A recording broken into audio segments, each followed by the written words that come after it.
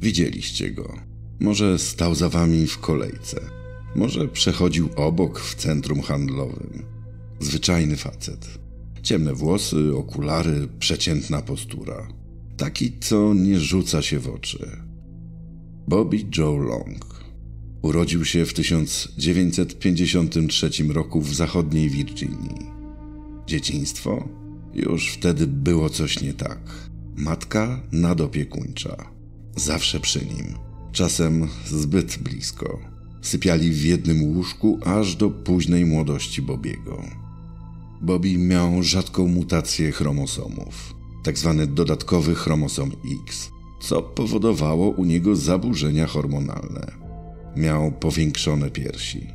Koledzy się z niego śmiali. Był prześladowany, wycofany, cichy i coraz bardziej wściekły.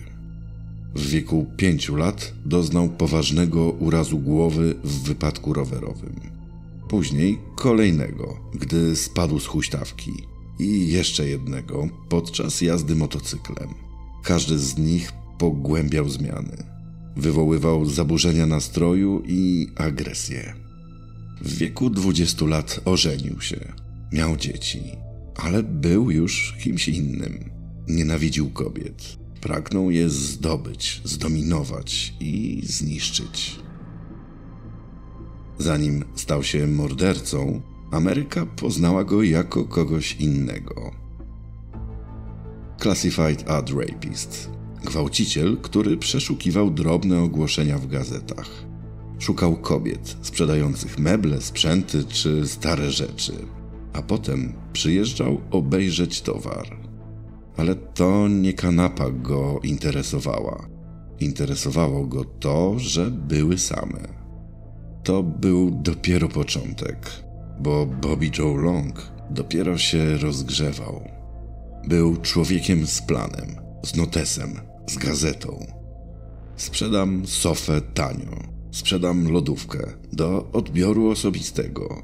Dla Bobiego to był katalog potencjalnych ofiar. Szukał kobiet, które wystawiały rzeczy na sprzedaż, zazwyczaj samotnych, młodych. Dzwonił i mówił, że jest zainteresowany. Pytał o adres. Brzmiał uprzejmie i grzecznie, może trochę nieśmiało. Kiedy przyjeżdżał, rozglądał się po wnętrzu. Nie oceniał mebli. Oceniał drzwi, wyjścia, przeszkody i jeśli wszystko pasowało, zamykał drzwi. I wtedy zaczynał się koszmar. Niektóre z jego ofiar przeżyły, ale nie pozostały nietknięte. Opowiadały potem, że wiązał je, bił i gwałcił godzinami. Nie zostawiał odcisków palców. Zawsze zabierał rękawiczki. Był szybki i skuteczny, a potem znikał. Szacuje się, że Bobby Joe Long zgwałcił ponad 50 kobiet. Ale to oficjalne dane. Prawda może być znacznie gorsza. Był mobilny. Przemierzył kilka stanów. Zawsze o krok przed policją. Nie trzymał się jednego wzorca. Czasem atakował w ciągu dnia, czasem nocą. Ofiary w różnym wieku, różnych ras. Nie chodziło o typ. Chodziło o dostęp, o okazję, o władzę. I choć jego ofiary zgłaszały napaści, wtedy w latach 70. i 80. gwałty rzadko były traktowane poważnie. Brak DNA, brak śladów, brak wiary. Więc Bobby Joe Long mógł działać dalej, zupełnie bezkarnie. Ale jak to bywa w takich historiach, dla drapieżnika to za mało. Kontrola w końcu przestała zaspokajać. Wtedy zaczęło kiełkować coś więcej. Potrzeba zabijania. Rok 1984. Miasto Tampa, Floryda. Wilgotne powietrze, światła neonów, nocne życie. I coś, a w zasadzie ktoś, kto krąży po mieście. Bobby Joe Long już nie szukał samotnych kobiet w gazetach z ogłoszeniami. On na nie polował, na ulicach. W ciągu zaledwie 8 miesięcy zabił co najmniej 10 kobiet. Większość z nich była prostytutkami lub pracownicami nocnych klubów go-go. To nie był przypadek. Wiedział, że nikt nie będzie ich szukał zbyt szybko. Wiedział, że społeczeństwo ich nie obroni, więc z precyzją i zimną krwią odbierał im życie. Schemat był bezlitosny. Podjeżdżał samochodem, oferował podwiezienie, czasem pieniądze.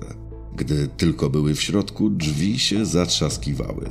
Pas bezpieczeństwa był wcześniej przygotowany i zabezpieczony tak, by nie dało się go odpiąć.